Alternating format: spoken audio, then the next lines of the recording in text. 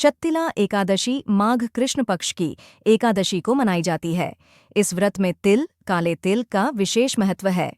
शठ का अर्थ 6 होता है, यानी तिल का 6 प्रकार से प्रयोग, स्नान, उबटन, हवन, तर्पण, भोजन और दान।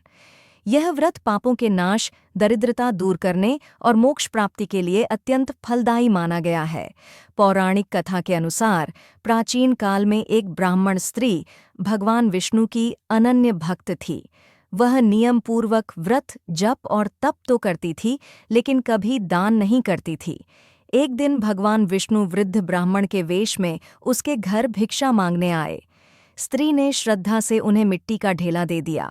भगवान विष्णु ने उसे स्वीकार कर लिया और अंतर्धान हो गए।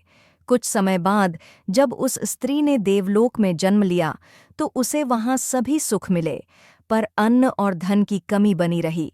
तब उसने भगवान विष्णु से कारण पूछा। भगवान ने बताया, तुमने भक्ति तो की पर दान नहीं किया, इसलिए यह कमी है। अब माघ कृष्ण पक्ष की शत्तिला एकादशी का व्रत करो और तिल का दान करो। स्त्री ने विधिपूर्वक शत्तिला एकादशी का व्रत किया, तिल का दान किया। इसके प्रभाव से उसके सभी कष्ट दूर हो गए और अंततः उसे मोक्ष की प्राप्ति हुई। शत्तिला एकादशी पूजन करने से पहले प्रातः ब्रह्म मुहूर्त में उठकर तिल मिले जल से स्नान करें। स्वच्छ वस्त्र धारण करें। 2 व्रत संकल्प करें। भगवान विष्णु का ध्यान कर व्रत का संकल्प लें।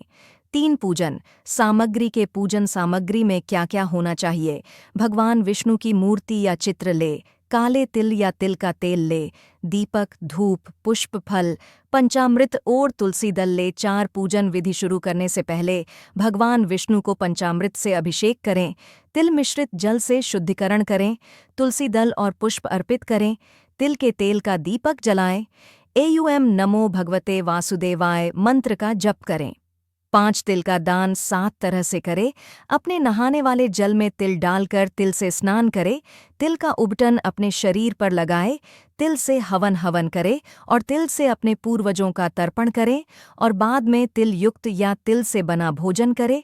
तिल का दान करें। ब्राह्मण या जरूरतमंद को तिल दान करें।